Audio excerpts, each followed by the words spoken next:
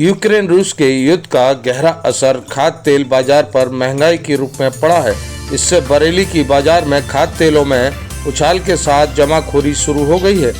जिन तेलों की दुकानों पर कुछ ही टिन दिखाई देती थी, वहां पर बड़ी संख्या में टिन दिखाई दे रही है। कारोबारियों ने मुनाफा कमाने के लिए 30 रुपए से लेकर 400 रुपए तक टिन पर दाम बढ़ा दिए हैं। इससे फुटकर बाजार में भी तेजी आई है। फुटकर कारोबारी भी प्रति किलो के हिसाब से दाम बढ़ाकर वसूल रहे हैं। होली त्योहार के नज़दीक तेलों के दाम से आए उछाल के आम लोगों की जेब पर गहरा असर पड़ रहा है। 10 दिनों से सामतगंज का थोक का तेल बाजार जमाखोरी की जकड़ में आ गया है। लोगों की एक साथ कीमत बढ़ाने की शिकायत अधिकारियों के पास पहुंच रही है, लेकिन प्रशासन ने अभी तक जमाखोरी कर रहे कारोबारियों के विरुद्ध कार्रवाई के लिए टीम गठित नहीं की है। इस संबंध में अपर जिलाधिकारी नगर आर.डी. पांडे से बात की गई तो उनका कहना है कि जमाखोरी की शिकायत मिलने पर जांच कराई जाएगी।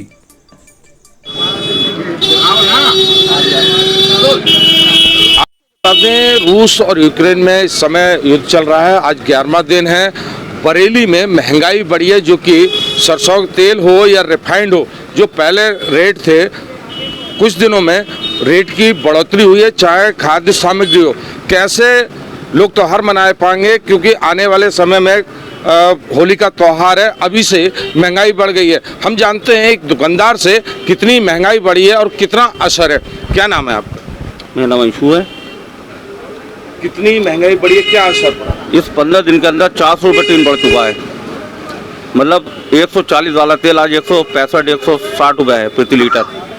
काफ़ी रेट बढ़ चुके हैं इन 15 दिनों के अंदर।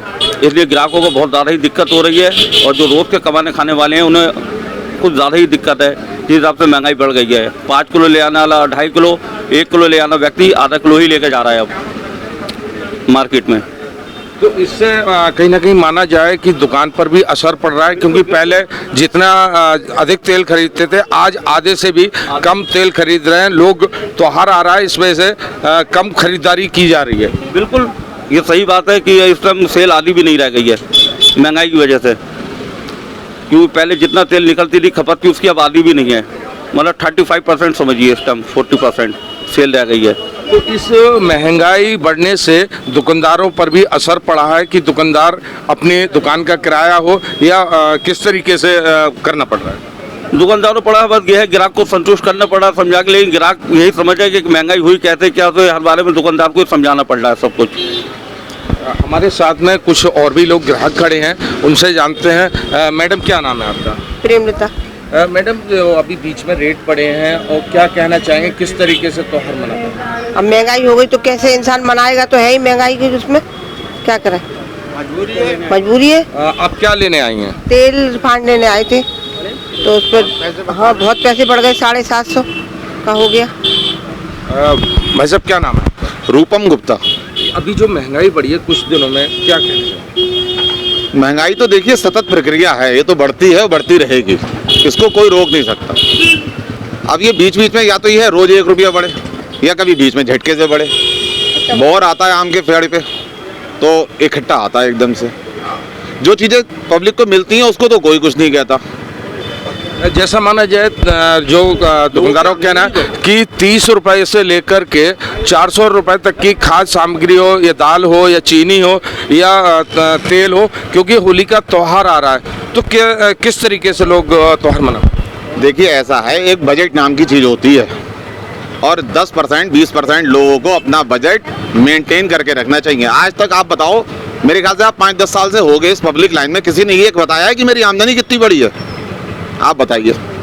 आमदनी को बढ़ती भी कोई नहीं बताता है। अगर महंगाई 1 रुपया बढ़ गई तो रोएंगे, चिल्लाएंगे। अपने खर्चों पे कंट्रोल नहीं है। साबुन 5 तरह के चाहिए लोगों को, पहले एक साबुन चलता था। क्रीम, पाउडर, लिपस्टिक में तेल पे अगर 1 रुपया बढ़ गया तो सरकार हाय हाय हाय हाय।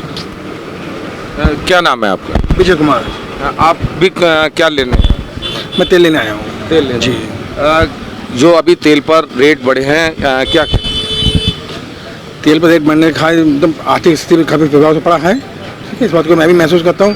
जब पहले हम लोग 2-3 साल पहले लेने 88 रुपये तेल था, आज वही तेल जो है 150 रुपये 160 रुपये किलो बिक रहा है। जाहिर सी बात है कि कुछ स्थिति जब थोड़ा सा डगमगाएगी हैं। अब प्राइवेट आदमी और उसमें ज़्यादा प्रभावित होता है। सरकारी कोई बात नहीं, वो तो तनख्वाह मिल ही रही है उनको तो है, चाहे लॉकडाउन लगे चाहे कुछ हो, वो तो तनख्वाह उनको मिल रही बनी हुई। लेकिन प्राइवेट वाले की मदद है। हाँ, मैं एक टीचर हूँ, प्राइवेट टीचर हूँ और होम ट्यूशन घर घर जाकर पढ़ाता हूँ।